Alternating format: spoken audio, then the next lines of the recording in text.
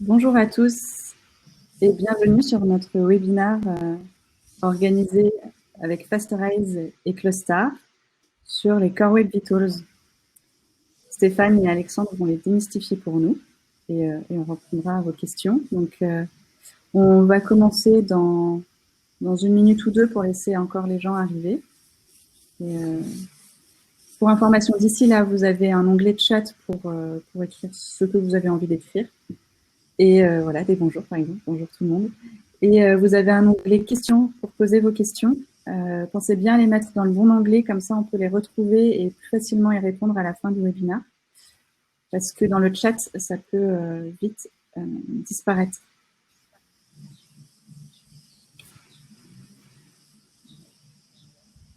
Et bien sûr, on est à l'écoderie. Je ne vais pas présenter. Mais... Oui, on fera le backstage avec Émilie et on prendra vos questions. On dirait qu'il y a des habitués qui reviennent régulièrement au webinaire. C'est sympa. Ça veut dire qu'on les a pas épuisés. On les a pas trop ennuyés. Donc il est 11h30, je propose qu'on commence à 31, si ça vous va. Ouais, prenez votre café, un petit thé, mettez-vous bien, ça va bien se passer.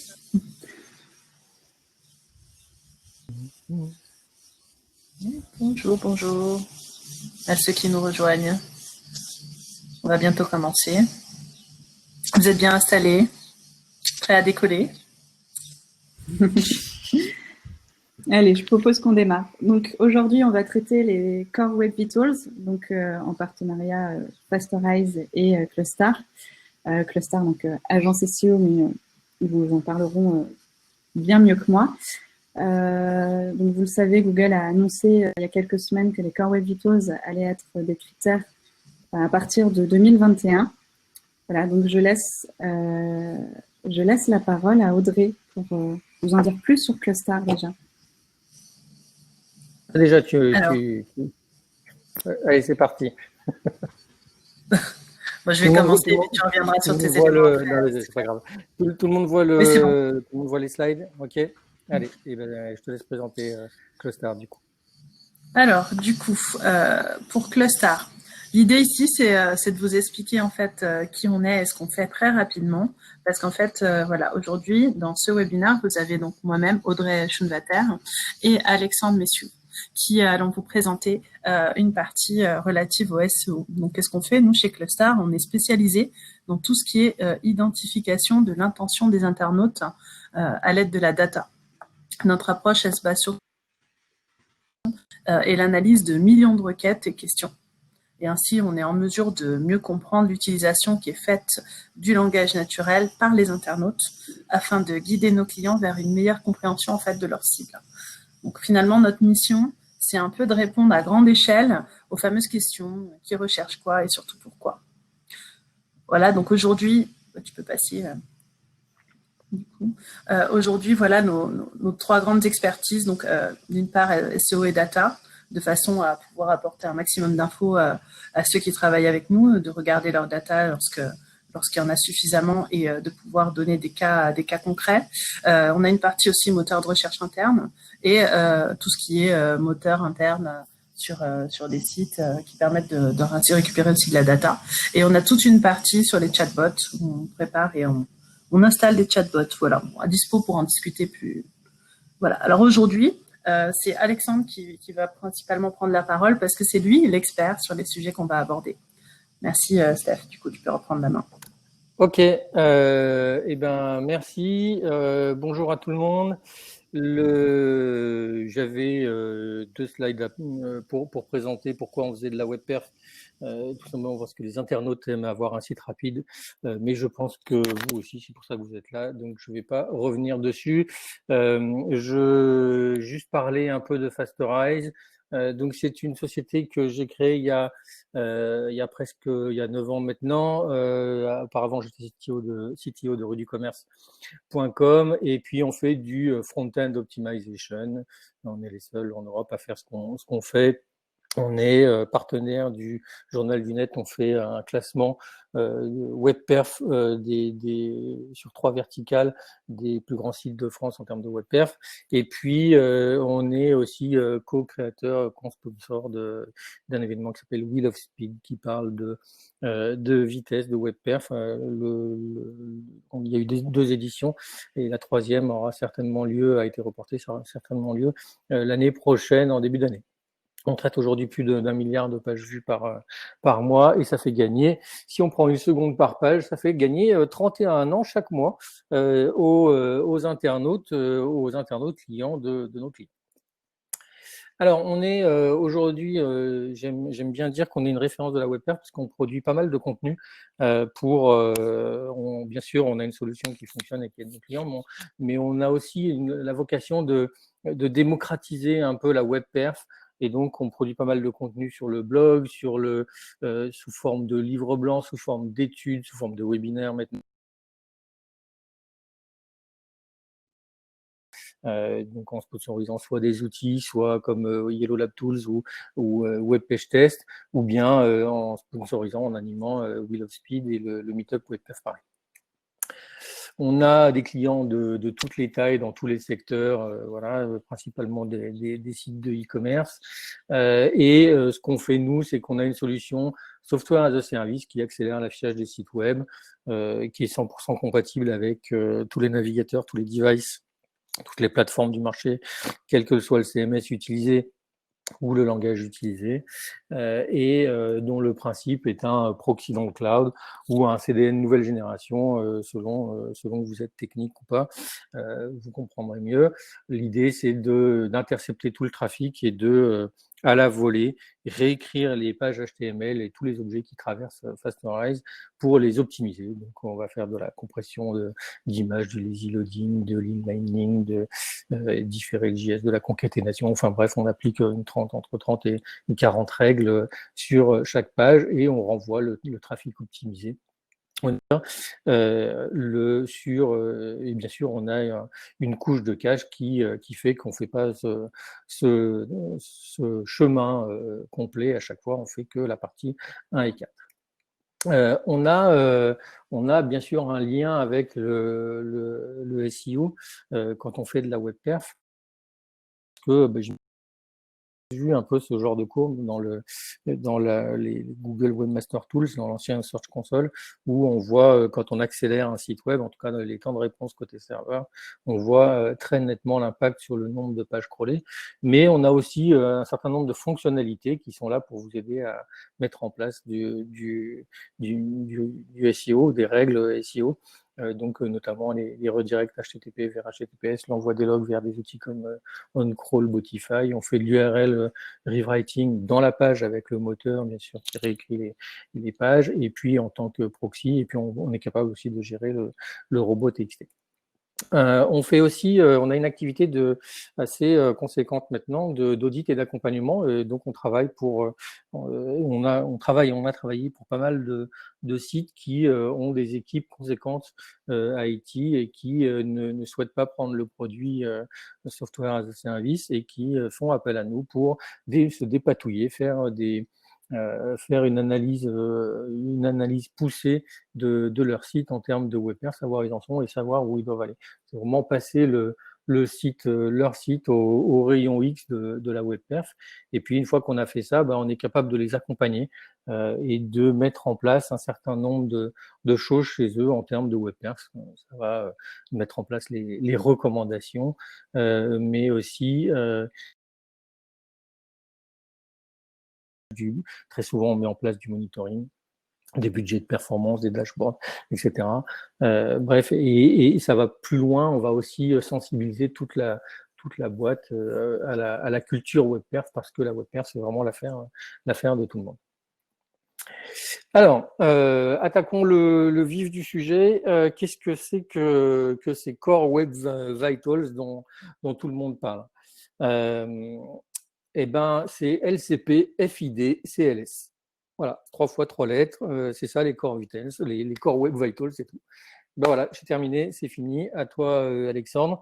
Non, en fait, on va aller un poil plus loin que ça, parce que ces trois acronymes-là vous disent peut-être pas grand-chose. Par contre, pour comprendre ce que ça veut dire, on va être obligé un peu de rembobiner et de revenir un peu en arrière. Alors, on va revenir quasi 10 ans en arrière. Je vais pas refaire tout le film Google et la vitesse, mais en fait, vraiment, tout a commencé il y a un peu plus de 10 ans, quand Google a annoncé sa volonté de rendre le site, le web plus rapide. Et depuis, c'est devenu leur mantra. Alors, je ne sais pas si les gens se souviennent, en 2009, quand on avait ce genre de graphique dans les Google Webmaster Tools, et qu'il fallait être dans les 20% les plus rapides pour être dans la partie verte. C'était pas évident d'être dans la partie verte. Alors, et puis ça a continué pendant 10 ans, mais voilà, en 2010, on a aussi un Matt Cutts qui annonce que la vitesse va faire partie des signaux de ranking, et donc à partir de là, mon business, il est né. Merci Google. Bon, plus sérieusement, ça marque vraiment pour moi le départ de la prise en compte de la web perf pour le référencement naturel. Bon, pourquoi Google veut des sites rapides? Alors, pour moi, il y a 3 raisons qui n'engagent que moi. Un, c'est optimiser le temps de crawl de Googlebot, que ce soit pour les 2 parties du crawl, que ce soit la classique où il ne récupère que le HTML, et puis la plus récente où il fait le rendu de la page. Et donc, avoir des serveurs rapides, avoir un TTFB rapide, ça ne suffit pas. La deuxième raison, c'est que c'est un peu plus indirect, mais si les utilisateurs se sauvent quand le site est lent, eh bien, finalement, avoir un site rapide permet d'éliminer le critère vitesse dans le taux de rebond, et d'avoir un taux de rebond dont on est sûr qu'il correspond au contenu, et donc d'avoir des résultats plus pertinents, que ce soit SEO ou SEA. La troisième raison, c'est que c'est celle que vous partagez avec lui, c'est la satisfaction utilisateur. Et donc, dans votre cas, ça le taux de conversion. Mais dans le cas de Google, ça servira aussi à afficher plus de publicité dans son réseau. Les gens restent plus rapidement s'ils font plus de pages vues, si le site est rapide. Donc on pourrait imaginer que c'était juste qu'ils veulent un monde plus rapide, mais bon, je pense qu'il y a des raisons derrière, et ces 3-là, à mon avis, en font partie. Donc au final, c'est quoi un site rapide? Parce que en fait, il existe plusieurs façons de mesurer la vitesse. Il existe plusieurs façons de mesurer la vitesse d'un site, donc plusieurs définitions. Et donc, faisons un petit tour rapide. Alors, là, on a stylisé un film strip, donc qui représente au cours du temps le chargement de la page avec tous les éléments qui arrivent petit à petit et potentiellement les interactions de l'utilisateur.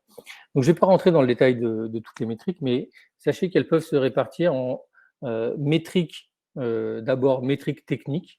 Donc, des métriques techniques, c'est la plus connue, c'est le time to first byte, le temps que met le navigateur pour récupérer le premier octet de la réponse du serveur. Mais ça peut être aussi dû à quelque chose de plus connu comme l'audit que vous connaissez peut-être sous la forme de DOM ready, le nombre de requêtes, le nombre de nœuds DOM, le poids, le load, etc. Tout ça, ce sont des indicateurs techniques qu'on utilisait beaucoup avant. Maintenant, on se focalise beaucoup sur l'expérience utilisateur. Et donc, on va utiliser des métriques qui sont plutôt liées à l'UX.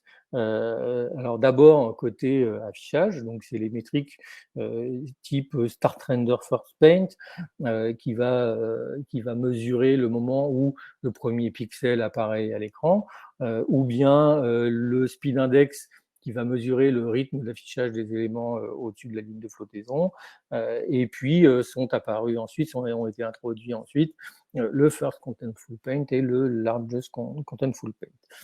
Et puis, une page qui s'affiche vite, ça ne suffit pas. Donc, il faut des métriques qui soient liées à l'interactivité de la page, et ça, pour savoir quand est-ce qu'on peut cliquer sans être bloqué, combien de temps on attend quand on clique, à quel moment le navigateur est dispo pour faire telle ou telle tâche, etc.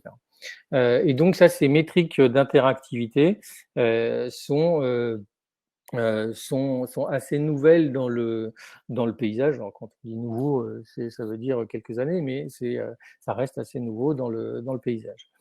Sans compter qu'on peut aussi avoir des custom metrics qu'on peut imaginer pour chaque site. Et là, l'idée, c'est de mêler une notion fonction, mesurer à quel moment l'utilisateur voit la fin du slider, à quel moment il a cliqué sur le bouton ajouter au panier, à quel moment il a choisi un produit dans une liste. Et donc là, on voit bien que c'est des indicateurs de très haut niveau, mais qui vont du coup rassembler les équipes IT et les équipes métiers sur le même objectif. Et donc nos Core Web Vitals, là, ils sont connus, ils sont déjà là, ils sont identifiés, et donc c'est ces fameux LCP, FID et CLS. Voilà. On n'est pas en terrain inconnu, c'est pas droppé comme ça sans que personne ne sache de quoi on parle. C'est d'ailleurs déjà disponible dans des outils comme PageSpeed Insight, où on voit dans les données field data et lab data déjà des données qui correspondent au Core Web Vitals, donc le CLS, le FID et le LCP. Donc c'est une partie, ces deux parties là, field et lab, ce sont finalement deux moyens de mesurer les performances de votre site web et qui ont un autre nom dans le monde de la web perf, puisque nous, on parle plutôt de Real User Monitoring et de Synthetic Monitoring. Donc, il faut un peu que j'explique la différence pour que vous compreniez bien comment on peut mesurer l'une ou l'autre de ces métriques qui font partie des Core Web Vitals avec l'un ou l'autre de ces outils. Le Synthetic Monitoring, c'est tout simplement, c'est des petits robots, des petites sondes qui font des tests à intervalles réguliers dans un contexte constant et complètement contrôlé. Et donc, du coup, c'est parfait pour suivre la perf dans le temps. C'est-à-dire que vous choisissez de tester toujours votre site web depuis Paris sur Chrome avec de la DSL et avec toujours la même page. Et vous allez voir quelles sont les variations de ces métriques au cours du temps quand vous allez mettre en prod, quand vous allez rajouter un third party ou quoi que ce soit. Et donc, c'est parfait pour le suivi de la perf dans le temps parce que l'environnement est contrôlé. Mais malheureusement, les robots n'interagissent pas avec la page et donc, par exemple, c'est difficile avec ces outils de mesurer l'interactivité, tout simplement. Le Real User Monitoring, non, c'est pas du ROM, c'est du ROM. Le Real User Monitoring permet de voir de façon agrégée la perf vue par tous les utilisateurs. C'est-à-dire qu'on va mettre un beacon dans chaque page qui va remonter la perf vue par l'utilisateur pour chaque page. Donc là, on a vraiment la vision complète de la perf de chaque utilisateur sur votre site. Le plus difficile, c'est d'aller dans énormément de données. Donc ça donne pas des courbes qu'on peut toutes simples qui évoluent dans le temps, qu'on peut grapher comme pour le synthetic monitoring. Ça donne en général ce type de courbe. Donc ce type de courbe, c'est une distribution. Donc c'est là dans ce cas-là, c'est une loi plutôt log normal, un peu longue traîne, si on reprend le vocabulaire référencement naturel.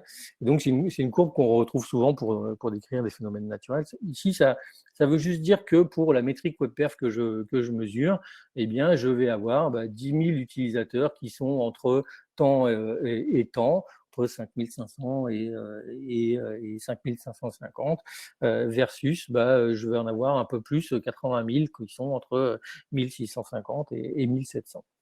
Donc, alors je suis désolé, mais j'adore parler de cette courbe. C'est mon côté matheux.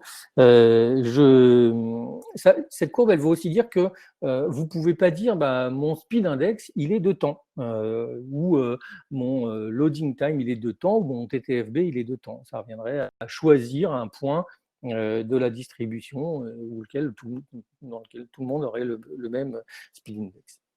Donc en plus c'est même pas une gaussienne, vous savez, sur lequel on peut faire des prend la moyenne de toutes ces valeurs là, ça donne un truc comme ça.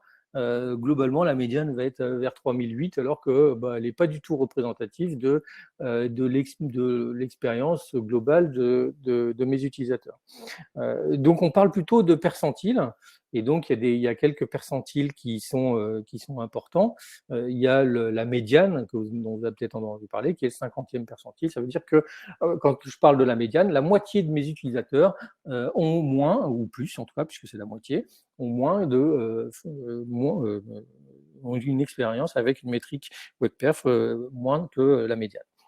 On parle aussi de 90e percentile ou de 95e pour savoir quelle est la pire expérience que mes utilisateurs peuvent avoir. On remarque aussi qu'il y a deux bosses à gauche, là, sur cette courbe. En fait, c'est la superposition entre mobile et desktop. C'est comme si on avait superposé les deux mêmes courbes pour le mobile et pour le desktop.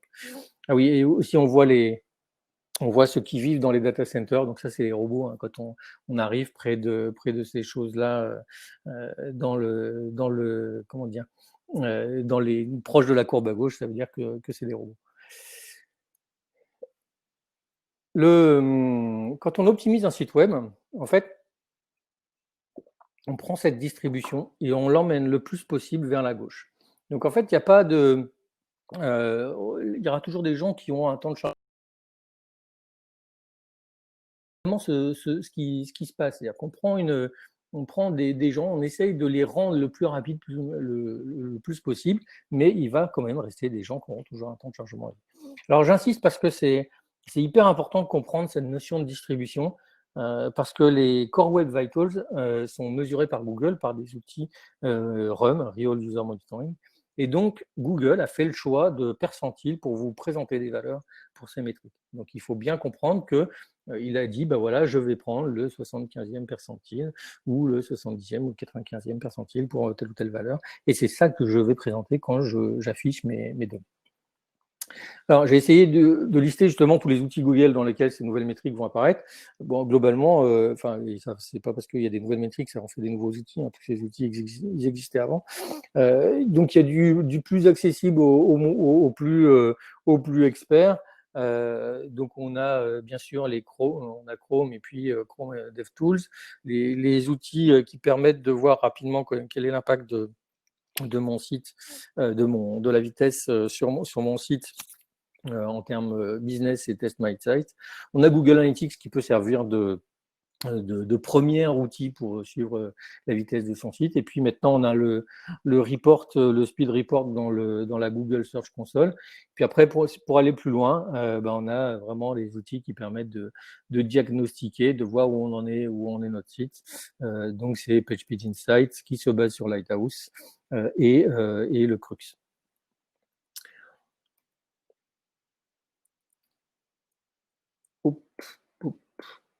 Alors, c'est pas les seuls outils de mesure, hein. J'ai fait un panorama rapide, mais sachez qu'il y a bien d'autres outils que les outils Google. Et quand on suit sa WebPerf, on n'est pas obligé de se reposer sur les outils Google pour faire de la mesure, que ce soit synthétique ou RUM, ou bien avoir du diagnostic, puisqu'il y a d'autres outils de diagnostic qui existent, les plus connus étant WebPageTest, GTmetrix, et moi, celui que j'aime bien, le Yellow Lab Tools. Allez, revenons maintenant à nos fameux Core Web Vitals et essayons de rentrer dans le détail de chaque métrique une par une. Alors, le LCP, le Largest Contentful Paint. Alors lui, à comprendre, c'est assez facile. Globalement, ça va correspondre au plus grand élément visible dans le viewport. Donc, le viewport, c'est la partie visible de la page. Et donc, à mesurer, c'est assez facile aussi. On va petit à petit, à chaque la page, on va prendre l'élément qui prend le plus de place, si je dois résumer. Et puis, le dernier élément qui est en place et qui est le plus grand et qui a pris toute la place, eh bien, c'est le moment auquel il est apparu, ça définit le largest contentful paint. C'est le moment où il a été complètement rendu. Hein. Donc, c'est pas le moment où on va démarrer l'affichage de la grosse image produit là dans ce cas-là, mais c'est vraiment le moment où on a fini de rendre de cette image. Alors, à mesurer, c'est assez facile, même s'il peut y avoir quelques pièges, comme dans toutes les métriques WebPerf, on peut toujours les abuser si on a envie, mais globalement, c'est assez facile à comprendre et à mesurer. Ça se mesure avec tous les outils classiques, que ce soit les PageSpeed Insight, le Crux, les outils de monitoring, les DevTools, tout ça, on peut facilement mesurer le LCP, ça se comprend assez facilement. Et tout ce que pour l'optimiser, c'est assez facile aussi à faire, puisque alors, c'est pas le sujet du webinaire, on pourrait faire un webinaire technique spécifique, comment optimiser ces métriques-là. Mais là, ce qu'il faut retenir, c'est si vous optimisiez déjà votre site pour du Start Render, du Speed Index, bon, ben voilà, les optimisations, globalement, elles vont rester valables pour le LCP. Alors, des first input delay. Alors là, on dit qu'une image vaut 1000 mots. Alors bon, je ne sais pas si c'est vrai, mais expliquer le first input delay peut se représenter avec cette image. Alors ok, là, c'est clair, ça ne vous aide pas, il y en a trop. On va reprendre depuis le début.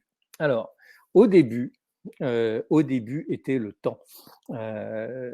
Plus sérieusement, donc là, c'est une ligne de temps qui poursuit le chargement de la page.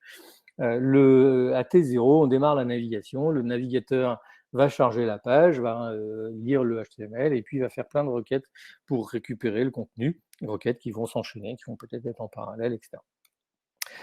Certaines de ces requêtes et le code de la page éventuellement vont aussi déclencher des exécutions de scripts, faire tourner des sliders par exemple, mais il peut y avoir beaucoup plus compliqué. On peut construire toute une page avec du JavaScript si on est en single page app. Et donc, ces exécutions de script, on peut les caractériser de deux façons. Enfin, il peut y avoir deux types d'exécutions. Il y a celles qui sont considérées comme non bloquantes et qui font moins de 50 millisecondes, qui durent moins de 50 millisecondes. Et puis, celles qui sont considérées comme bloquantes, qu'on appelle les long tasks. Et là, qui vont durer plus de 50 millisecondes. Oui, donc ça paraît court, 50 millisecondes dans la vraie vie. Quand on charge une page, donc, qu'est-ce qui se passe à un moment donné? Le navigateur va pouvoir afficher quelque chose. Donc là, le first contentful paint, la première fois où on va afficher réellement quelque chose. Et là, a priori, l'utilisateur va pouvoir cliquer. Je pense que s'il n'y a rien, il y a peu de chances que l'utilisateur clique sur une page blanche. Et là, en fait, comme l'internaute, il est imprévisible, le méchant internaute, il peut cliquer à n'importe quel moment. Et s'il clique à ce moment-là, c'est super, il vient d'avoir du contenu, il y a rien qui le bloque. Le thread, le navigateur a son thread principal qui n'est pas occupé et il lui répond potentiellement tout de suite. Parce que oui, il faut bien comprendre que le navigateur, il fait qu'une seule chose à la fois. Et donc, si vous cliquez à ce moment-là, il est en train d'exécuter une longue task et il ne va pas s'arrêter pour vous répondre. Et donc là, ce n'est pas la même histoire. L'utilisateur, il doit attendre la fin de cette longue task, et donc potentiellement plusieurs centaines de millisecondes pour que le navigateur daigne lui répondre. Et là, je vous assure que ça peut être très pénible quand on clique sur un bouton et qu'il y a quasi une seconde qui va se passer avant d'avoir la réponse. Ne serait-ce que quelques 300 millisecondes, c'est déjà pénible en termes d'expérience utilisateur. Alors bien évidemment, s'il clique ici, c'est la même chose qu'en 1 et tout va bien. À noter aussi qu'on comprend bien du coup la notion de time to interactive qui a été introduite il y a quelques années et qui mesure à quel moment on peut considérer que la page elle est sympathiquement, j'aime bien ce terme, sympathiquement interactive. C'est-à-dire qu'à partir du moment signifié par le time to interactive, je peux me dire que quel que soit le moment où je vais cliquer, j'aurai potentiellement une page qui va me répondre correctement. Et tout le temps à partir du TTI, ou en tout cas au moins pendant 5 secondes, parce qu'on s'est assuré que pendant 5 secondes, il n'y avait rien qui pouvait bloquer, il n'y avait pas de requête en cours, etc. Comme il faut un clic utilisateur, ce FID là, il n'est pas mesurable via un outil de type Real User Monitoring. Donc on ne va pas le mettre dans le Crux, pardon, on va pas le mettre dans Lighthouse par exemple. Et donc ce que faisait Lighthouse ou PHP Insight dans la précédente version, c'est qu'ils estimaient un max potential FID. Et ce FID maximal potentiel, là, c'était en fait une approximation. Et là, ils font aussi une approximation quand ils vous livrent des résultats lab. Un total blocking time qui correspond au total des tâches bloquantes, et puis vous dire, ben voilà, le total blocking time, et si ça prend ça peut prendre beaucoup de temps, et ça peut correspondre au FID maximal de votre utilisateur. À mesurer, c'est donc du Real User Monitoring. Il faut faire très attention à choisir le bon percentile qu'on va mesurer. Mais c'est intéressant là de s'intéresser aux percentiles les plus élevés pour voir qu'est-ce qui peut bloquer pour certains utilisateurs dans l'interaction de la page. À optimiser, c'est principalement se concentrer sur comment on va gérer les JavaScript, les event listeners et tout ce qu'il y a derrière pour qu'on n'ait pas de long task. Alors, le CLS. Alors, le CLS, le Cumulative Layout Shift, lui, mesure la stabilité visuelle en partant du principe qu'un contenu qui change trop de place dans la page, c'est perturbant. Et je pense que tout le monde a vécu la situation où on essaye de cliquer à un endroit, il y a un bandeau de pub qui apparaît, qui décale tout. Résultat, on se retrouve à regarder une page sur qui est le nouveau mari de Céline Dion. Bref, pas cool. On voulait cliquer sur le boulon, l'article qui nous intéressait, et on se retrouve sur quelque chose qui ne nous intéresse pas. Alors, c'est la métrique qui est la plus nouvelle des trois, et peut-être la plus compliquée à appréhender, à calculer, à mesurer. En fait, c'est pas une durée, c'est pas un temps sur une timeline. Donc moi, quand je mets cette métrique sur une timeline, je mets une petite calculatrice tout au bout pour dire, ben voilà, c'est quelque chose qui est calculé, qu'on calcule à la fin du changement de la page. Et donc, du coup, on a du mal à raccrocher la valeur obtenue à quelque chose. Si je vous dis que le Start Render ou le LCP arrive à 1 seconde ou à 2 secondes 5, bon, ben, vous allez comprendre que l'image arrive à 2 secondes 5, alors que le Start Render à 1 seconde, qu'il y a un premier pixel qui arrive à 1 seconde. Ça, c'est facile à comprendre. Le CLS, c'est si je vous dis que cette page a un score de 0,122, ben, ça va pas vous dire grand-chose. Donc, si on peut essayer de rentrer dans le détail pour que vous compreniez bien, parce que ça peut se comprendre assez facilement. Maintenant, est-ce que ça peut s'actionner facilement? C'est une autre question.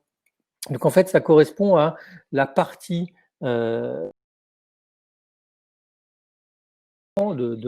pour chaque nœud de la page. Donc là, on prend par exemple la photo. Pour cette photo, elle était à un moment donné en haut, enfin au milieu de la page, puis elle est descendue. Et globalement, si on prend la superposition de ces deux positions, donc on fait l'union de ces deux positions, on a une portion de l'écran qui représente, on va dire dans ce cas-là, 60% du viewport.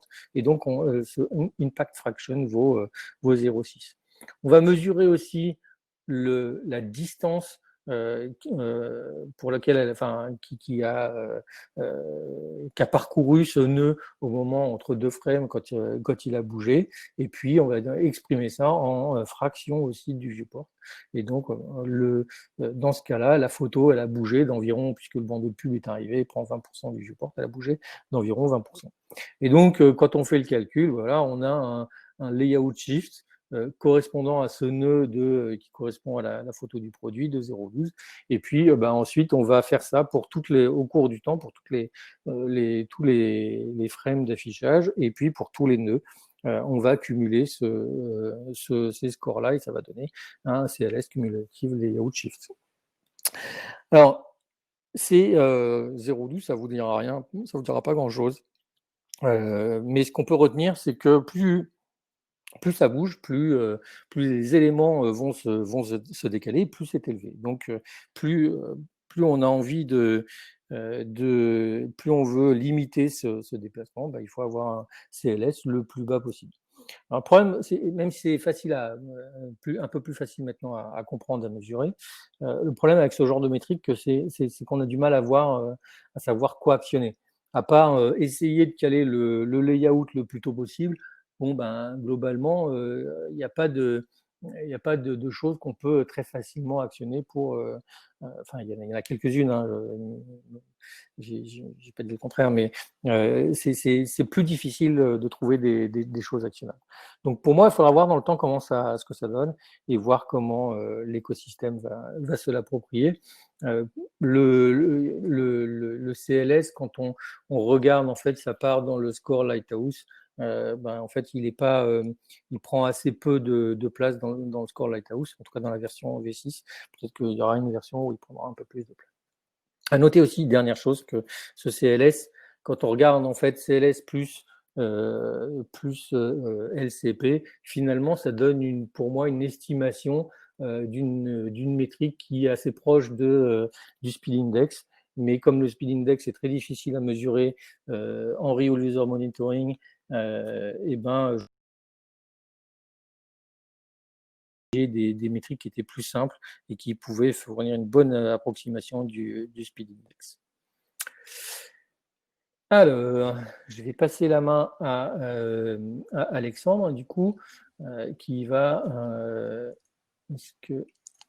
Hop, le petit partage d'écran qui va bien. Voilà. Est-ce que tout le monde voit correctement ?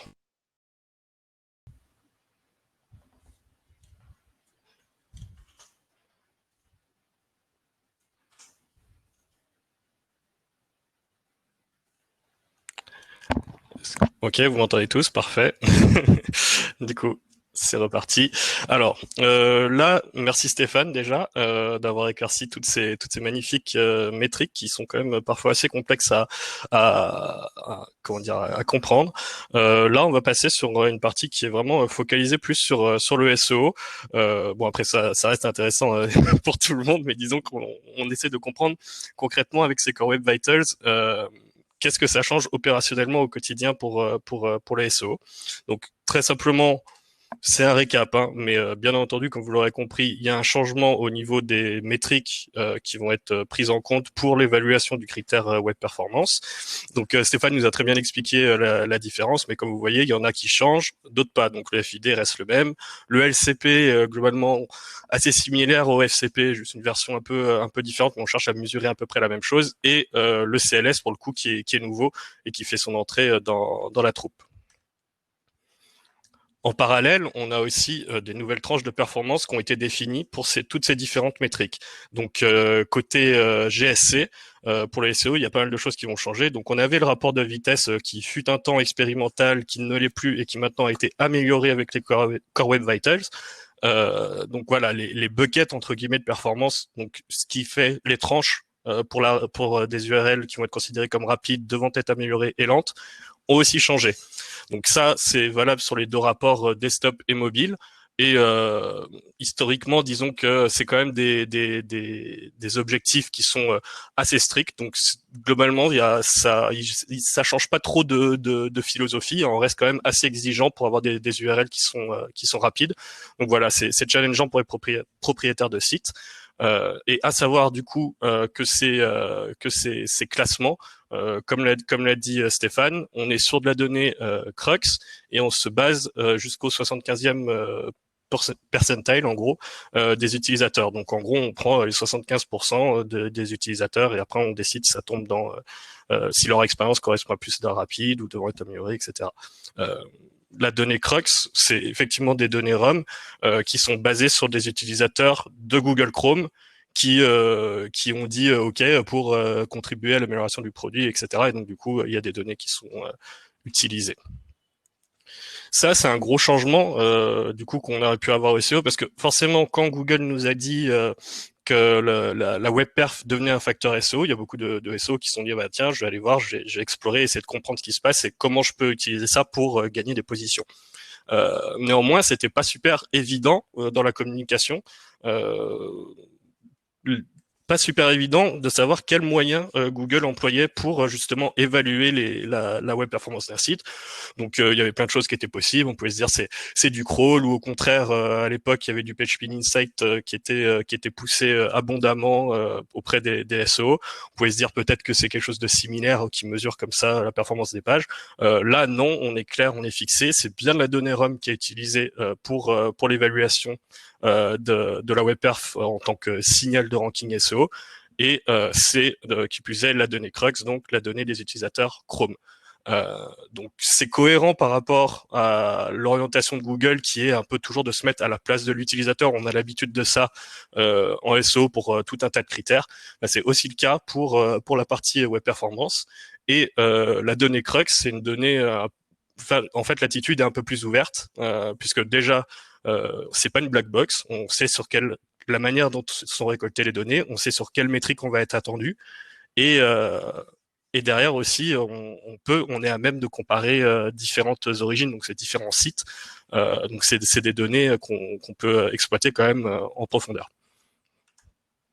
Finalement, dernier changement qui concerne les SEO, c'est le changement sur les top stories. Donc le format qui était restreint aux pages qui utilisaient la techno MP, qui permettait de vraiment avoir des pages rapides. En gros, ça mettait vraiment un peu des garde-fous en termes de perf, et ça optimisait certains aspects de la gestion des ressources des pages. Ce format va ne plus être restreint aux utilisateurs d'AMP, et à partir du moment où vous aurez une page qui, selon les critères UX Core Web Vitals, sera considérée comme rapide, vous serez éligible pour apparaître dans ce type de format premium sur les SERP. Donc ça, c'est des changements qui ont été annoncés et qui sont prévus en 2021. Donc c'est très intéressant si vous avez un site qui fait de l'actu chaude ou les choses comme ça, c'est typiquement le genre de format qui est approprié. Là, on va passer sur une partie zoom sur les tools qui sont à disposition. En fait, avec cette annonce des Core Web Vitals, il y a vraiment beaucoup de choses qui ont été soit updatées, soit mises à disposition des propriétaires de sites, développeurs et du web marketing pour bien appréhender ces éléments de web perf. Donc, un premier dispositif qui a été mis à disposition, c'est SiteKit pour WordPress. Donc, c'est un plugin. Ce plugin, ça vous donne en gros directement dans le dashboard de WordPress pas mal d'insights sur vos contenus. Donc savoir comment les gens le trouvent, comment ils le consomment, et aussi et surtout, là c'est ce qui nous intéresse vu le sujet du webinar, les Core Web Vitals. Donc en fait c'est un agrégat d'outils de Google. Donc ça va prendre des données de GA, de GSC, de PageSpeed, AdSense, GTM et Google Optimize, et donc du coup vous allez vraiment avoir une vue un peu consolidée sur la manière dont sont consommés les contenus sur votre site. Donc c'est un outil très pratique pour les gens qui sont sous WordPress. Également, il y a la Web Vitals Library qui a été rendue disponible.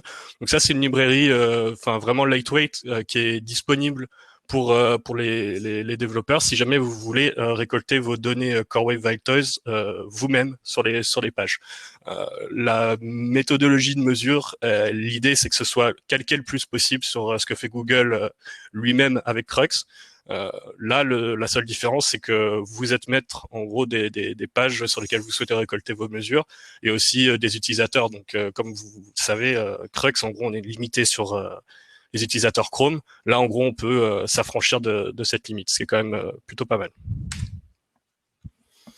Aussi, on a l'extension Chrome directement dans le navigateur qui a été rendu disponible par Google. Donc ça, c'est vraiment super pour au gré de sa navigation, pouvoir consulter les Core Web Vitals. Donc ça peut être sur son site ou sur les sites des concurrents. Ça évite d'ouvrir les DevTools et de plonger dans quelque chose de trop complexe. Là, vraiment, en un clic, vous allez avoir les différentes métriques et pouvoir les consulter.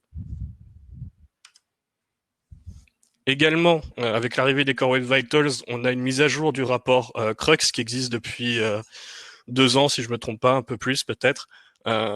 Donc là, ils ont vraiment updaté à la fois le layout, mais aussi les données qui sont affichées pour mieux refléter l'état actuel des choses. Donc c'est un rapport de 12 pages, donc 12 pages dont la majorité en réalité sont les pages historiques, disons, de Crux, avec les anciennes métriques. Enfin, en soi, ça montre qu'ils s'en débarrassent pas, c'est juste que le focus n'est pas autant mis dessus au niveau de la com. Donc voilà. Après, en termes de sites disponibles, ils communiquent sur 7 millions d'origines différentes. Donc en soi, c'est qu'une toute petite partie du web. Mais si vous êtes un acteur de taille conséquente ou de taille moyenne, a priori, vous devriez être dedans. Et voilà. Donc c'est très intéressant. Ce qui est également intéressant, c'est que si c'est le cas pour vous, c'est aussi le cas pour vos concurrents. Donc on peut tout à fait imaginer d'avoir des vues un peu plus concurrentielles sur les différentes métriques. Afin de voir, admettons, sur votre secteur, si votre concurrent fait mieux que vous sur telle ou telle métrique. Simplement, il faut faire attention au biais d'analyse quand on fait des comparaisons comme ça, puisque les concurrents n'ont pas forcément les mêmes contraintes techniques. Peut-être que, je sais pas, leurs pages sont beaucoup plus riches en termes de contenu ou d'images, etc. Et il y a pas mal de choses qui peuvent influer. Et surtout, l'audience du site influe sur les données, puisque c'est des données ROM.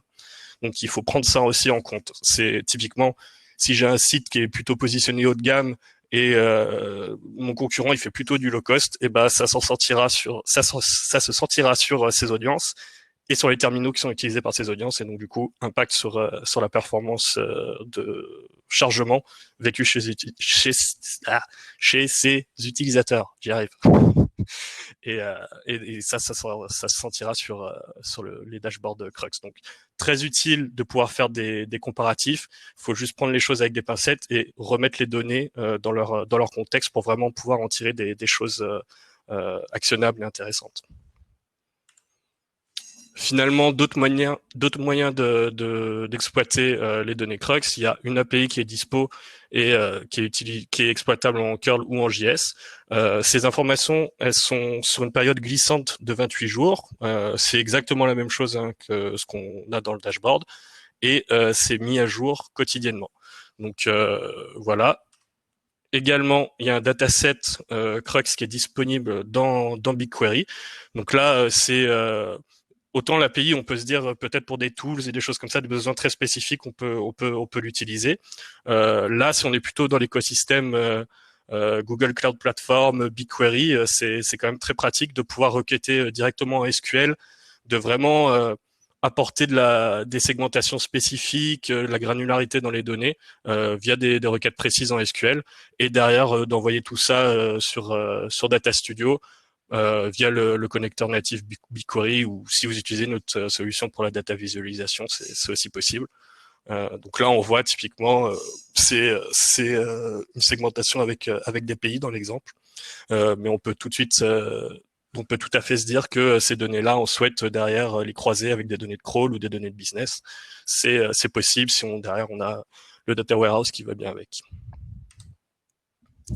Maintenant, on va passer sur l'impact SEO concrètement. Qu'est-ce que ça change? Là, le focus, c'est vraiment le ranking. Jusqu'à maintenant, la web perf, on a entendu que c'était un critère, etc.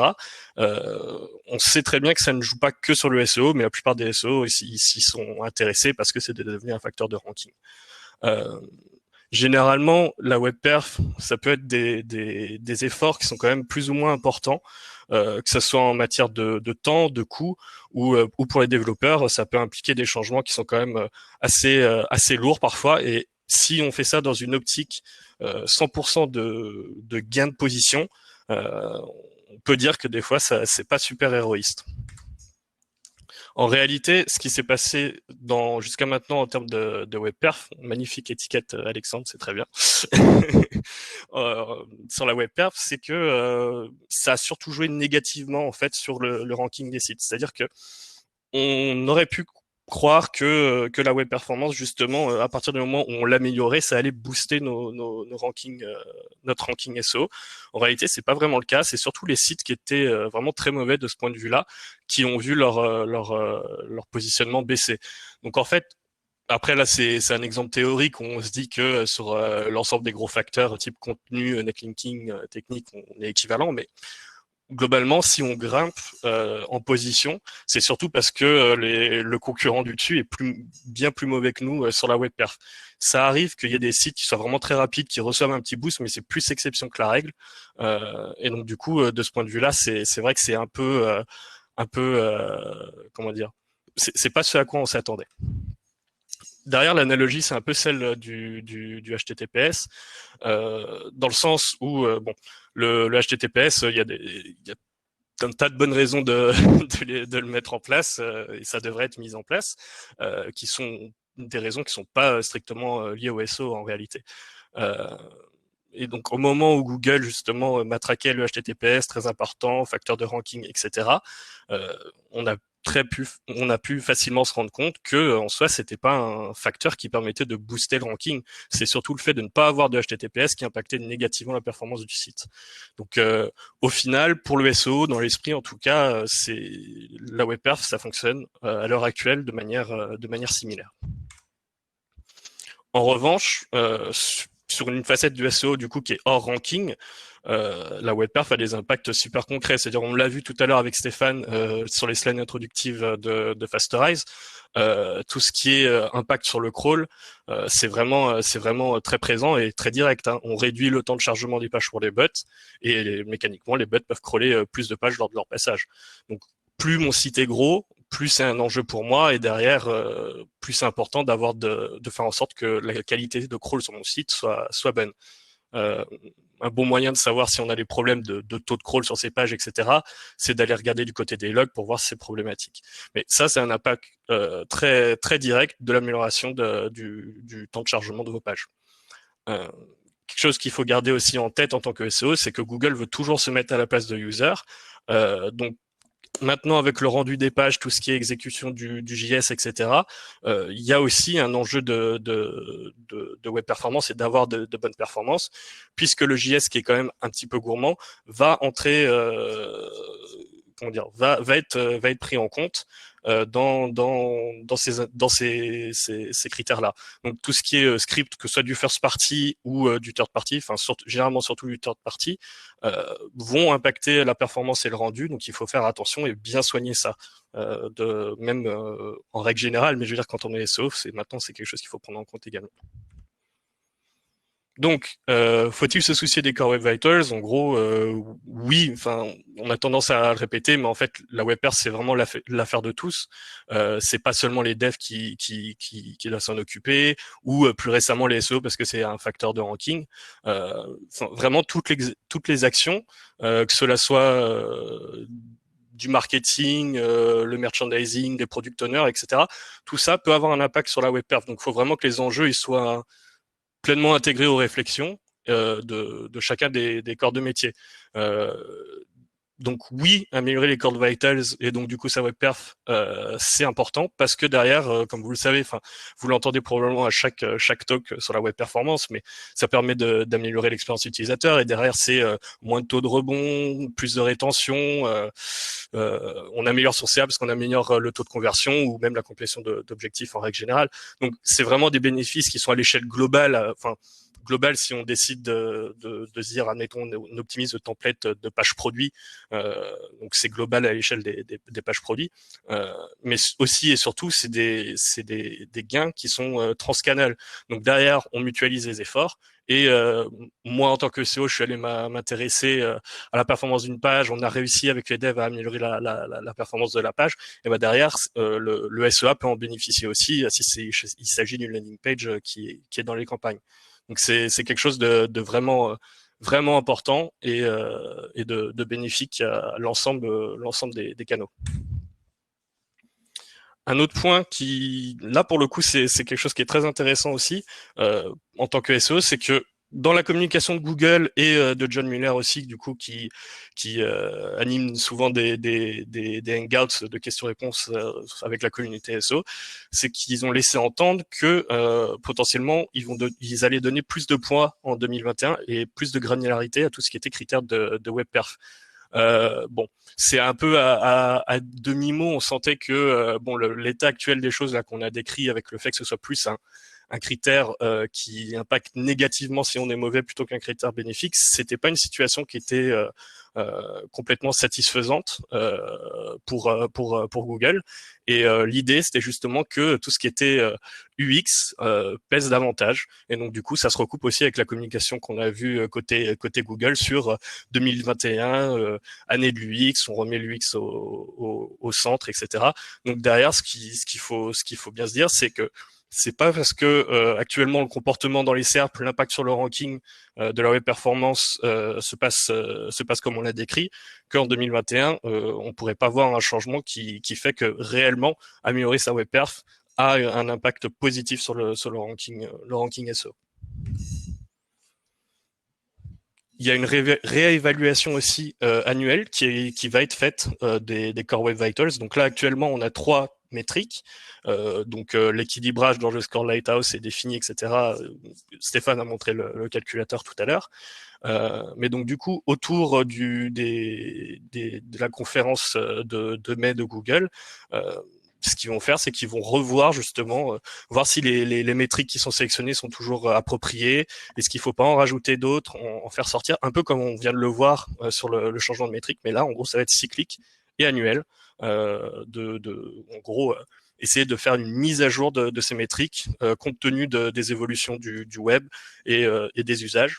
Donc voilà, c'est quelque chose qu'il faudra surveiller de manière annuelle pour rester à jour. Donc, en résumé, en tout cas pour le SEO, améliorer les Core Web Vitals, est-ce que ça va me permettre de gagner des positions En soi, non. En tout cas, pour le moment, comme on l'a vu, il y a quand même des choses qui laissent penser que ces facteurs-là de WebPerf vont quand même peser plus à l'avenir, en 2021. En revanche, faut-il améliorer ces Core Web Vitals bien sûr que oui. Pour le coup, on a vu qu'il y avait quand même tout un tas de bonnes raisons de travailler sa WebPerf. Donc, en résumé, si vous souciez déjà de votre WebPerf, bah c'est super, continuez comme ça. Et bah, maintenant, il y a des nouvelles métriques qui ont été ajoutées, des outils supplémentaires avec les Core Web Vitals, et vous pouvez en profiter. Si vous vous en occupiez, pas vraiment. Par contre, là, c'est vraiment le moment de s'y mettre. Vous avez accès vraiment à une panoplie d'outils, comme on l'a vu, vraiment pour vous aider à mesurer votre performance, à comprendre comment améliorer la performance de votre site. Et c'est quelque chose qui va commencer à devenir pressant, puisque comme on l'a vu, il y a quand même de fortes chances, parce que Google, globalement, ils communiquent pas non plus à fond surtout en SEO. Il y a certaines choses qui sont encore un petit peu en black box, on peut le dire. Mais là, en gros, s'il y a beaucoup de signaux qui sont envoyés et qui nous disent en 2021, il va y avoir des changements importants là-dessus, on a intérêt à bien tenir compte de ces communications. Et donc, du coup, si on ne travaille pas sa WebPerf, vraiment, il faut s'y mettre pour faire en sorte qu'en 2021, on ne soit pas impacté négativement dans ses rankings et qu'on puisse éventuellement aussi améliorer ses positions sur des pages existantes.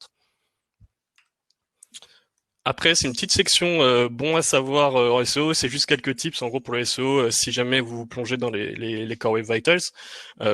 Ça va reprendre des éléments que Stéphane a évoqués, mais c'est toujours bon de se les remettre en tête. C'est que les données RUM, elles dépendent vraiment de votre audience. Donc en gros, c'est très très très important d'aller consulter, admettons sur GA, les données relatives à l'audience pour comprendre qui vient sur votre site, dans quelles conditions, avec quel techno, quel terminal, pour éviter d'avoir des œillères. C'est-à-dire que là, il y a une petite stat, 25% des Français utilisent Safari sur mobile. Ça, c'est une stat qui a globale en France. Selon votre activité, selon votre cible, etc., la distribution des terminaux et la qualité des connexions et des choses comme ça peuvent influer. Donc, il faut se rappeler vraiment que ce qu'il y a dans Crux, c'est de la donnée qui est dépendante de l'audience que vous avez en ce moment. Et en plus, c'est sur une fraction des utilisateurs Chrome. Donc, il faut absolument pas se focaliser sur seulement ces métriques-là, parce qu'en fait, ça correspond à optimiser juste pour la fraction d'utilisateurs Chrome depuis lesquels on a tiré ces données. Donc, il faut arriver à avoir ça de manière plus globale, et pour ça tout ce qui est données de synthèse dans un cadre de test qui est du coup bien maîtrisé, bien contrôlé, où on donne pas mettons des conditions super idéales où j'ai une 4G et un iPhone 11, tout est parfait, parce qu'en réalité, on va pas optimiser pour les personnes qui ont des conditions idéales. Donc justement, c'est plutôt pour des terminaux qui vont avoir moins de puissance, des connexions avec moins de bande passante et des choses comme ça. Là où vraiment l'expérience sera vraiment dégradée, justement, on essaie de faire en sorte qu'elle le soit le moins possible et qu'on propose une bonne expérience pour tout le monde. Donc ces données de synthèse, elles ont toujours leur place, j'ai envie de dire, elles l'ont toujours eu, et ça ne changera pas. Pour moi, elles sont vraiment essentielles à intégrer dans la réflexion de l'optimisation de la web performance. Donc là, c'est un peu dans la continuité, mais c'est juste pour vous montrer, en regardant sur différents sites, vous pouvez regarder. Là, c'est que du GA, et en dessous le rapport Crux. Mais globalement, ça peut être intéressant de zoomer du coup sur quand vous regardez le mobile, quelle marque de téléphone les gens utilisent, quel navigateur ils utilisent. Donc, en fonction des sites, la proportion Safari peut être plus ou moins importante. Et c'est des choses qui sont à prendre en compte, non seulement par rapport aux métriques que vous regardez, mais aussi aux technos et aux optimisations que vous allez mettre en place, parce que tous les navigateurs supportent pas tous les mêmes formats, toutes les mêmes technos, des choses comme ça. Donc c'est des choses qu'il faut bien garder en tête. Et donc là, pour la capture Crux, c'est sur les connexions qui sont employées. Bon là, ça ne raconte pas grand-chose, parce qu'on a quasiment tout le monde qui est en 4G, mais sur d'autres sites, ça peut être intéressant à voir. Typiquement, si on a un site international où on s'ouvre à différents marchés, des choses comme ça, on a des campagnes dans des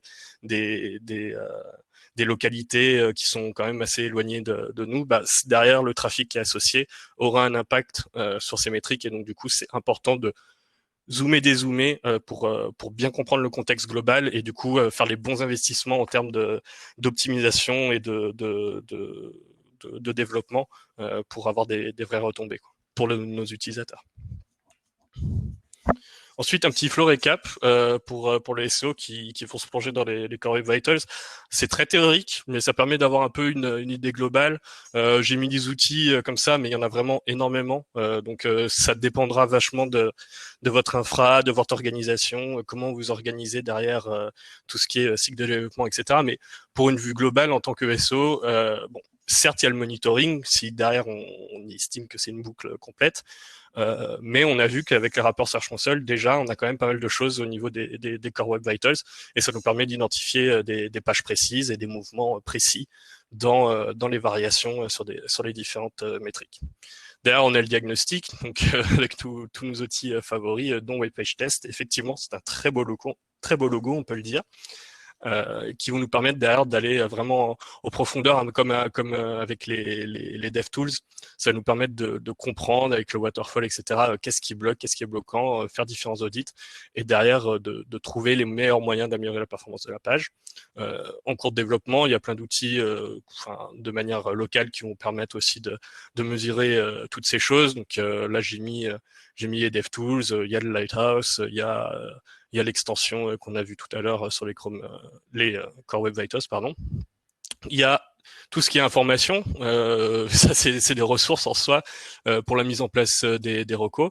Derrière, il y a aussi tout ce qui est empêcher les régressions, qui est super important. Donc, il y a Lighthouse CI qui va permettre en gros de venir tester les nouvelles contributions de pages contre un audit Lighthouse, et derrière s'assurer qu'on ne dégrade pas la performance des pages. C'est l'automatisation des audits Lighthouse en somme.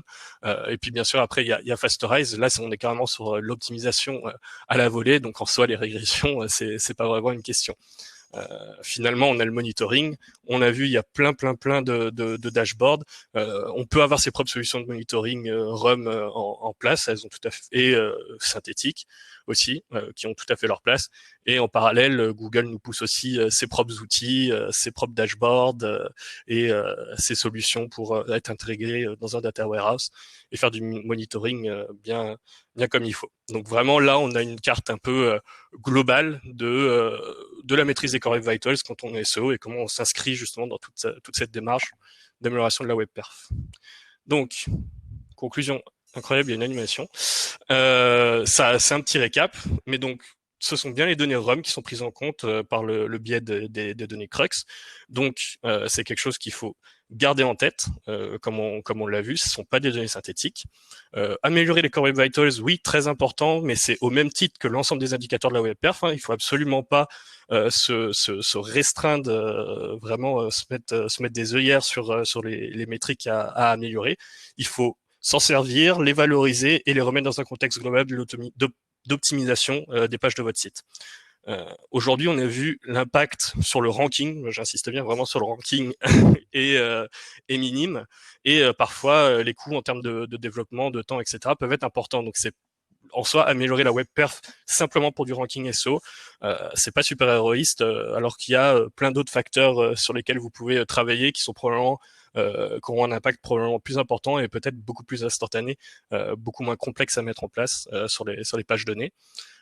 Néanmoins, il faut garder en tête qu'on a un vrai potentiel d'évolution, à la fois du poids du critère de la web performance, mais aussi de la granularité qui est associée à ce critère. En 2021. Donc ça vraiment c'est un peu le wait and see, c'est-à-dire qu'on a eu beaucoup d'annonces, on connaît l'état actuel des choses.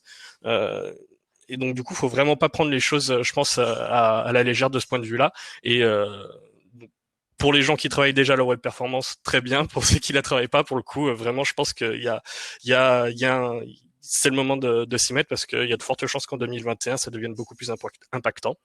Finalement, attention aux œillères, on l'a vu, il ne faut pas rester focalisé sur la part d'utilisateurs Chrome sur lesquels on récolte des données. Google a certes une situation vraiment ultra dominante sur le marché français des moteurs de recherche. En revanche, c'est pas le cas sur toutes les facettes du web, en tout cas pas dans les mêmes proportions. Et donc du coup, il faut se rappeler qu'on optimise avant tout pour les utilisateurs, dans leur diversité, dans vraiment, enfin, c'est des utilisateurs de notre site pour lesquels on optimise, pas Google. Google, c'est bonus. Et finalement, le synthétique, pardon, donc tout ce qui est monitoring synthétique et les tests lab, données lab, restent vraiment indispensables parce que, encore une fois, ça évite d'avoir des œillères et ça permet de mieux comprendre ce qui bloque sur nos pages et d'avoir une vision exhaustive vraiment de tout ce qui est performance de chargement. Donc, voilà. Et je vais rendre la parole à Stéphane. Merci à tous les deux, à tous les trois aussi, parce que Audrey, tu as pas mal répondu aussi sur le chat. On va passer aux questions. Je pense que vous pouvez revenir tous les trois. Voilà, super. On a eu plusieurs questions. Donc, on va les prendre au fur et à mesure. Je vais les prendre par ordre de vote. Je rappelle, si vous avez d'autres questions, n'hésitez pas à les poser dans l'onglet questions dédiées. On y répondra au fur et à mesure. Voilà, super. Tout le monde est là. Donc, la question qui a recueilli le plus de votes, c'est celle de Frédéric Bobey, qui demande sur quoi se baser avant de considérer que l'optimisation des perfs devient inutile. À partir de quel moment on se dit que gravir chaque marche devient ridicule, que ces marches à gravir deviennent ridicules et le travail à fournir trop important. Alors, avez-vous un élément de réponse? Moi, je peux donner un élément de réponse. Ça voudrait dire que la web perf, on la travaille ou on la travaille pas à certains moments. Et je suis partisan de toujours avoir un travail web perf de fond, de la même façon qu'on a toujours un travail SEO de fond ou de la sécurité. Et donc, j'aurais tendance à répondre à côté en disant mais non, en fait, il faut travailler toujours la web perf. Peut-être qu'il faut en faire un peu moins, un peu plus à certains moments, mais il faut toujours travailler cette web perf. La deuxième réponse que je peux faire, c'est que finalement, si on se base sur des dashboards Crux ou des PageSpeed Insight, etc., il y a des buckets dans lesquels Google vous range en disant, voilà, 70% de vos utilisateurs sont dans ce bucket-là. Peut-être que ça peut être on peut se dire, OK, une fois que j'ai atteint la partie fast, je peux dire que je suis tranquille.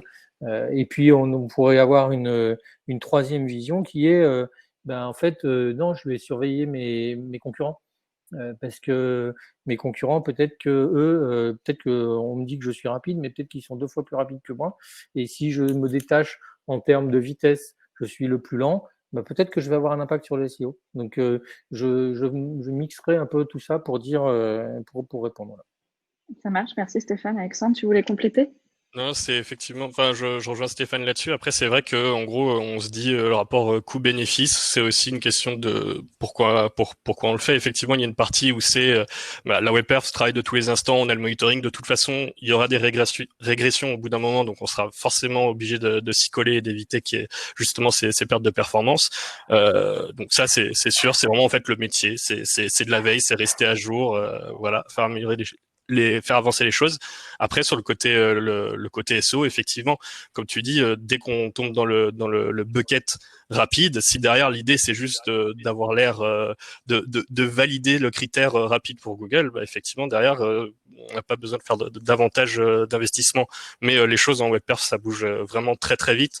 Il y a beaucoup de choses qui sont disponibles au cours de plusieurs mois. Donc c'est vraiment, je pense plutôt quelque chose de cyclique, et il n'y a pas de ok, j'enlève le pied de la pédale, on est arrivé en rapide et c'est bon, call it a day, et on a terminé quoi.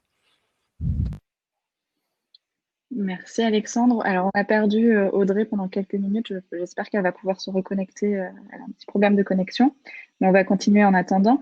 Deuxième question, c'est toujours Frédéric. On a commencé à y répondre un peu pendant la présentation. Mais donc il dit, ce type de travail coûte très cher. Quel type de site est concerné par ce genre de prestation? Pour abuser, est-ce qu'un site de restaurant a besoin de travailler sur ce type de KPI? Et finalement, est-ce que ça va augmenter mon chiffre d'affaires? Donc là-dessus, je pense que Stéphane, tu as des éléments de réponse sur le chiffre d'affaires. Oui, non, qu'est-ce que il y a deux parties dans la question. Quel type de site? Tout le monde devrait avoir un site rapide, enfin, ou en tout cas, personne ne devrait avoir un site lent. On peut le voir comme ça. Tout le monde n'est pas obligé de faire un travail incroyable en termes de performance pour ses clients, mais c'est quand même un critère à prendre en compte. Si vous avez un site qui présente votre restaurant, mais que la carte met 3 plombes à changer, c'est pas chez vous qu'on viendra, quoi. On ira chez le concurrent, on ira à côté, tout simplement. Donc pour moi, ça s'adresse à tous les sites. Le travail coûte très cher, ça dépend. C'est-à-dire qu'on peut imaginer prendre des développeurs, oui, sur le long terme, peut-être ça peut, pour des petits sites, ça peut coûter cher, mais il y a des solutions, il y a des plugins qui existent pour WordPress, pour Magento, il y a des solutions comme Factorize. Donc en tout cas, il ne faut pas laisser tomber le sujet juste parce qu'on se dit je suis un petit site, ça ne me concerne pas. Et que petit site ou grand site, il y a des impacts sur le taux de conversion, quoi. Enfin, taux de rebond, ça, il n'y a pas trop de débat là-dessus, quoi. En tout cas, plus un site est lent.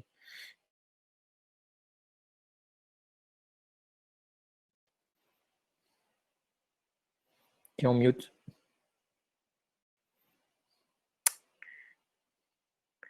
Je disais, on n'aura pas la fin de la réponse parce que ça a coupé, ton micro a coupé, il me semble.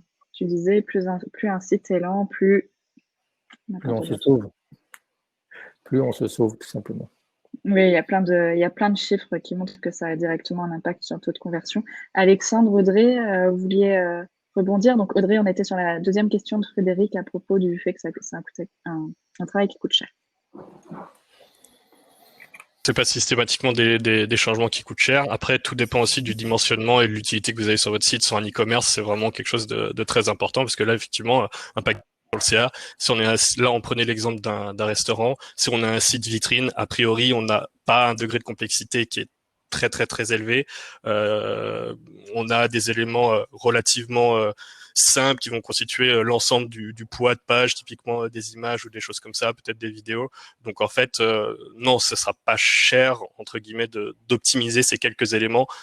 C'est pas aussi cher qu'admettons sur un grand site, on a une techno qu'on a depuis 5 ans et il se trouve que derrière il faut faire une sorte de rétro-ingénierie pas possible parce que on se rend compte qu'elle nous coûte trop cher en termes de performance. Donc oui, tout est un rapport de coût-bénéfice, mais les choses vont pas systématiquement devenir des projets titanesques. Faut juste placer ses billes aux bons endroits.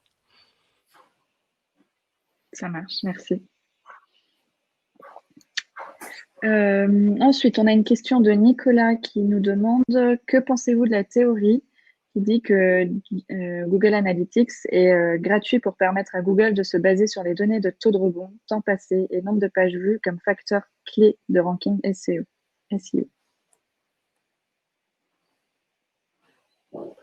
Moi, j'ai pas trop d'avis à part dire que mettre un produit gratuit, c'est une stratégie freemium classique. Donc, on peut y voir une volonté d'exploiter de la donnée, et pourquoi pas, puisque quand un produit est gratuit, voilà, on connaît le reste de la phrase, mais j'ai pas plus d'avis que ça, quoi. Difficile de se positionner là-dessus. Après, je vois l'idée dessus. Malheureusement, on n'a pas de réponse claire. C'est une théorie qui se vaut totalement. On sait, par exemple, que sur les SERP, tout ce qui est pogo sticking, je clique sur un résultat, j'arrive sur la page, je repars vite, je reviens dans la SERP. Google est capable de le voir. Après, est-ce que toute la stratégie de Google, c'est de proposer des outils gratuitement juste pour enrichir ses algos? Je pense pas. Donc, il faut comment dire, oui, derrière le comportement des utilisateurs aura une influence, mais là encore une fois, quand on parlait de WebPerf, là on est vraiment sur le navigateur Chrome, c'est même pas une histoire d'analytics, hein, c'est ce qui se passe dans Chrome. Donc oui, Google va valoriser la donnée à laquelle il a accès, s'il y a accès, parce que maintenant il y a quand même des restrictions qui sont là, donc tant mieux. Mais disons, je pense pas que ce soit la démarche vraiment de fond on arrose avec GA gratuit juste pour récolter de la donnée pour notre moteur de recherche. Enfin, Google, c'est beaucoup plus qu'un moteur de recherche maintenant. Donc voilà.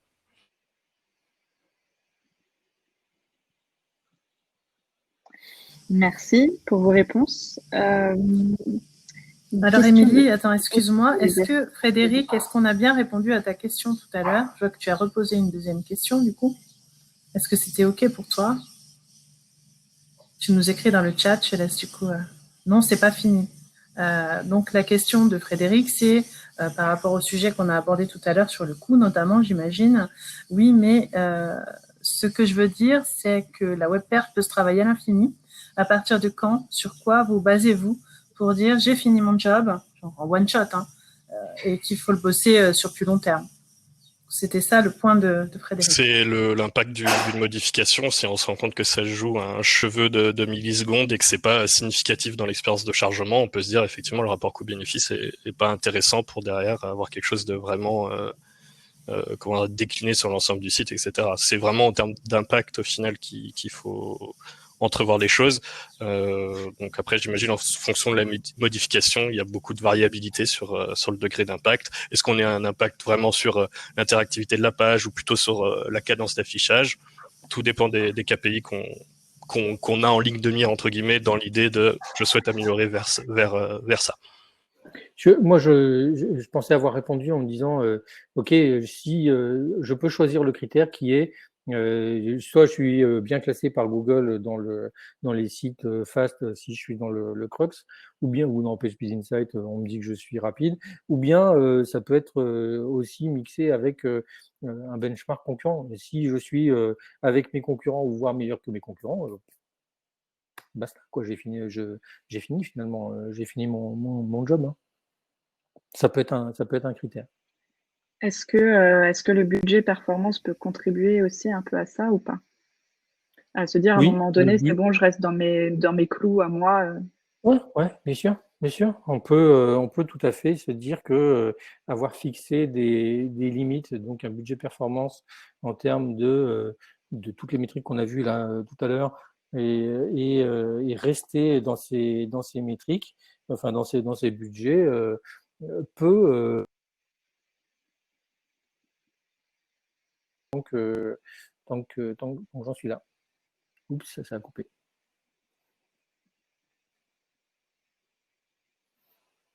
Pour lire à tout le monde, Fred dit le rapport coût-bénéfice, ok merci, même si le bénéfice est très difficile à mesurer, je pense que cet aspect est très important. Voilà. Donc du coup on peut passer à une autre question, c'est bon pour tout le monde? Oui, je pense que c'est bon. Sinon, Frédéric, n'hésite pas à nous réécrire sur le chat. Alors ensuite, c'était la question de Mathieu qui demandait comment pourrait se passer cette intégration des Web Vitals dans les algos de Google, sachant que par exemple les rapports Crux ne sont pas dispo pour ceci à cause du manque de données. Je suis pas certain de bien saisir la question. De ce que effectivement tous les sites ne sont pas dans le Crux. Et donc, qu'est-ce que Google fait de cette non-information dans ses critères de ranking? Alors, première réponse, ça ne vous empêche pas de suivre vos propres métriques. Ça ne vous empêche pas d'avoir des outils de monitoring pour suivre ces métriques-là pour le jour où potentiellement vous serez dans le crux. Et la deuxième partie qui est que va faire Google des sites qui ne sont pas dans le crux? Est-ce qu'il va en tenir compte? Je n'en ai aucune idée. Ce sera vachement comment dire, quelque chose qui va jouer sur le top des rankings. C'est en gros sur globalement les plus gros sites qui vont toujours bien ranker sur un secteur donné. Effectivement, on a vu 7 millions d'origines, hein, c'est pas suffisant pour avoir une carte exhaustive sur les Core Web Vitals. Donc du coup, je pense qu'effectivement, ce sera non seulement que forcément les sites qui sont dans les origines, mais mécaniquement, ce sera aussi des sites de grande ou moyenne taille qui globalement sont toujours là dans les SERP, au moins dans le top 5. Et donc du coup, ce sera, parce qu'on sait que ce sera pas un facteur majeur dans tous les cas, ce sera quelque chose qui permettra d'ajuster les positions dans les positions premium, quoi. Ok. Audrey, tu voulais ajouter quelque chose ou c'est bon pour toi? Bah écoute, pas spécialement, à moins qu'on ait oublié quelqu'un. Non, il en reste encore. Il y en a encore d'autres. C'est juste au cas où tu voulais rebondir sur. Non, c'est bon pour moi. Donc ensuite, Florent, avez-vous des conseils de techno permettant de mettre en place son propre RUM et ainsi avoir une vision globale non limitée aux utilisateurs de Chrome? Ouais, bah, il y a le RUM du pauvre. Il y a le RUM déjà de visualiser un certain nombre de choses. En fait, dans Google Analytics, vous avez des métriques WebPerf par défaut dans le behavior speed là, mais c'est tout pourri. Enfin, par défaut, c'est tout pourri. C'est-à-dire que vous avez un sampling de malade, c'est des moyennes qui sont présentées, c'est des métriques de 1985, enfin c'est une catastrophe, quoi. Et donc, mais par contre, on est tout à fait capable d'améliorer ce RUM du pauvre en lui envoyant des métriques et en changeant le paramètre de sampling. Donc on peut lui envoyer plus de mesures et on peut, avec un peu de JavaScript, lui renvoyer aussi d'autres métriques et de pouvoir les récupérer ensuite dans Google Analytics. Donc notamment avec les librairies JavaScript Web Vitals, hein, d'intégrer ces librairies JavaScript, de les renvoyer, de faire un GA push, je ne sais plus comment on fait, et puis de balancer tout ça à Google Analytics. Ça restera limité parce que il y a quand même la notion dans Google Analytics, on ne présente pas forcément des distributions, ou en tout cas, il faut aller plus loin dans le détail dans Google Analytics pour voir réellement des distributions, et il y a quand même cette notion de distribution. Mais ça peut déjà, on peut déjà utiliser ce type d'outil pour avoir une visualisation de ces métriques-là.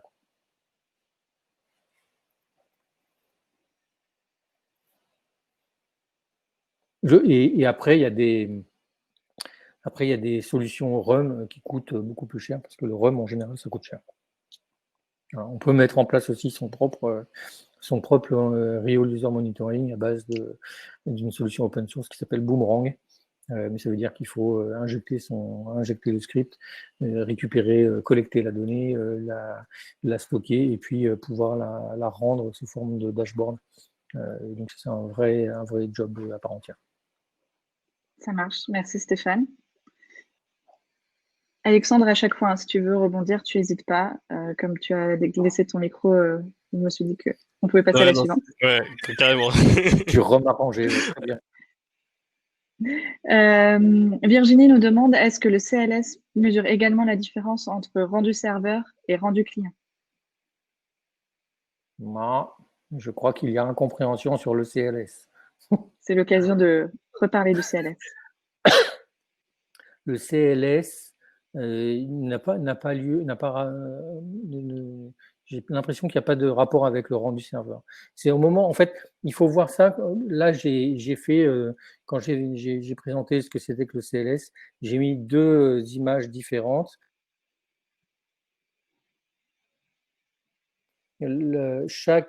Quand une page se charge, c'est finalement plein de frames différentes qui vont s'afficher sur le navigateur, d'abord avec des éléments, puis de plus en plus d'éléments. Et en fait, on va calculer le déplacement des éléments entre chaque frame. Mais c'est vraiment au moment de l'affichage de la page et pas au moment de la construction du HTML côté serveur. D'accord ? Donc, c'est vraiment sur la page, entre chaque frame et pour chaque élément de chaque frame. Donc, pas rendu serveur. Alors Virginie, si tu es encore avec nous, j'espère qu'on a répondu à ta question. Sinon, n'hésite pas à nous laisser un petit mot sur le chat. C'était la dernière question, il me semble. Je revérifie que je n'ai oublié personne, mais a priori, on a répondu à tout le monde. Il restait la question de Frédéric, mais à laquelle on a répondu tout à l'heure. Voilà, donc on arrive au bout du webinaire. Encore merci à tous pour votre participation. Merci surtout à Alexandre, Stéphane et Audrey pour toutes les informations que vous nous avez partagées. Et on vous dit à bientôt. Alors, on enverra bien sûr le replay et les slides dans un email, soit cet après-midi, soit demain matin. En tout cas, vous recevrez tout ça. Et encore merci à tous. Bon appétit. Merci de votre participation. À bientôt tout le monde.